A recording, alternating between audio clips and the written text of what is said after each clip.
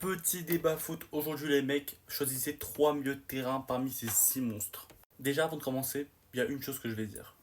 Personnellement, vous faites ce que vous voulez. Chacun ses goûts, chacun ses choix, chacun choisit ce qu'il veut. Mais pour moi, il y a un truc qui est obligatoirement à savoir. Déjà, quitté tous les milieux de terrain, voilà, vous les avez tous là, vous devez en choisir seulement 3. Toutes les personnes qui ne prennent pas Vitinha et Pedri n'aiment pas le football.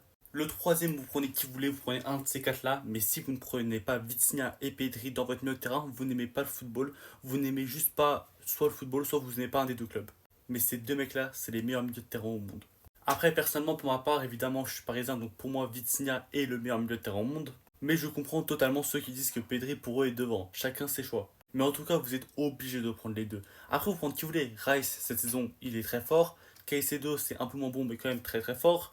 Bon, le raciste, on sait pas ce qu'il fait là. Et Bellingham, il est beau quoi. Je vois pas quoi d'autre dire en fait.